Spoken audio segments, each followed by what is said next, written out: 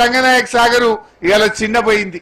ఇవాళ రేవంత్ రెడ్డి గారిని మనం ఈ మీటింగ్ నుంచి ఒకటే డిమాండ్ చేస్తున్నాం, వెంటనే కాళేశ్వరం మోటార్లు ఒత్తాలే, మా రంగనాయక సాగర్, మల్లన్న సాగర్, కొండపోచమ్మ సాగర్ నీళ్లు నింపాలి. ఇవాళ రేవంత్ రెడ్డి వచ్చాక అంత కరువే, నీళ్ల కరువే, ఎరువుల కరువే, సంక్షేమ పథకాల కరువే, అభివృద్ధి పనుల కరువే, అంత కరువే వచ్చింది రేవంత్ రెడ్డి వచ్చినాక. మనకేమో కరువు వచ్చింది, కాంగ్రెస్ వాళ్ళు మాత్రం మంచిగా బలుస్తున్నారు, వాళ్ళు మాత్రం దొడ్డుగైతున్నారు. కరువు ప్రజలకు, కాంగ్రెస్ వాళ్ళకి మాత్రం మంచిగా దొడ్డుగైతున్నారు. ఇదే ఇవాళ మీరు తెచ్చింది. ఇవాళ ఒక్కటి గుర్తుపెట్టుకో రేవంత్ రెడ్డి, మా అనంతగిరి పోషమ్మ తల్లి చాలా పవర్ఫుల్. నువ్వు గిట్ట అనంతగిరి నీళ్ళు ఎత్తకపోతే ఆ పోచమ్మ తల్లి మైమగల్ల తల్లి, ఆ తల్లిని భర్తం భర్త జాగ్రత్త రేవంత్ రెడ్డి అని హెచ్చరిస్తా ఉన్నా. మా రంగనాయక సాగర్ కు నీళ్లు ఎత్తకపోతే మా రంగనాయక స్వామి కూడా చాలా పవర్ఫుల్ స్వామి.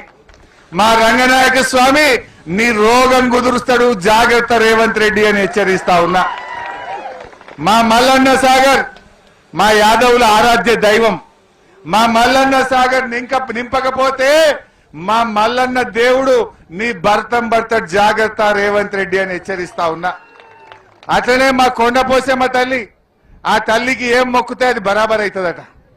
మరి మా కొండపోచమ్మ రిజర్వాయర్ నింపలేదనుకో, ఆ తల్లికి గిట్ట కోపం వస్తే రేవంత్ రెడ్డి నువ్వు మాడి మసి అయిపోతావు, జాగ్రత్త అని హెచ్చరిస్తా ఉన్నా. రేవంత్ రెడ్డి గారు ఇలా ఒకటి గుర్తుపెట్టుకో, ఎప్పుడన్నా నీ అసంటోడు వస్తే ఆ తల్లి, ఆ దేవుడు నీ సంగతి చూడాలనే కేసీఆర్ అన్ని దేవుళ్ళ పేర్లు పెట్టిండు.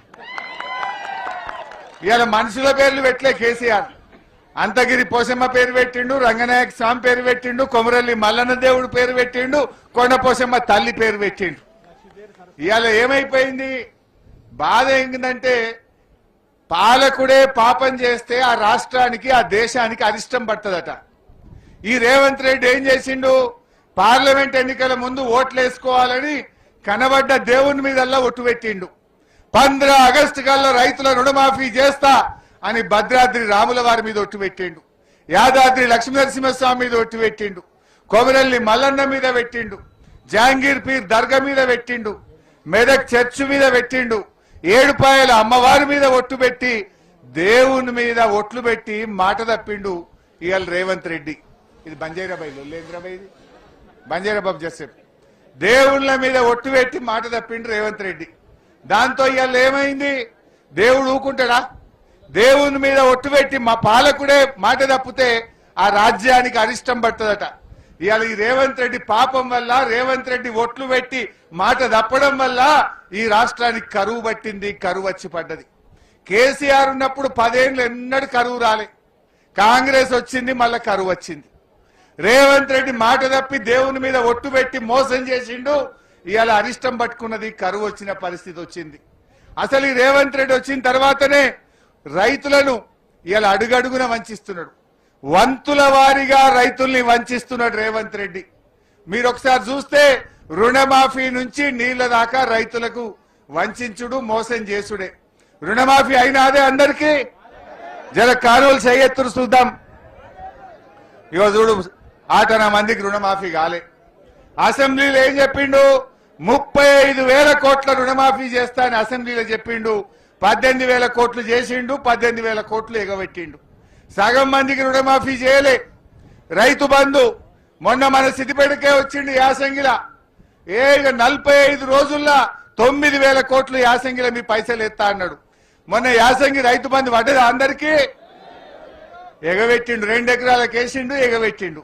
అంతకుముందు ఒకటి మొత్తానికే ఎగబెట్టిండు, ఒకటి 3 ఎకరాలు వేసి ఎగబెట్టిండు. 3 పంటలకు 19,000 కోట్ల రూపాయలు రైతు బంధు ఎగ్గొట్టిండు రేవంత్ రెడ్డి. ఎరువులకు కూడా కరువు వచ్చింది. కేసీఆర్ ఉండగా ఎప్పుడైనా ఎరువులకు ఇబ్బంది అయిందా?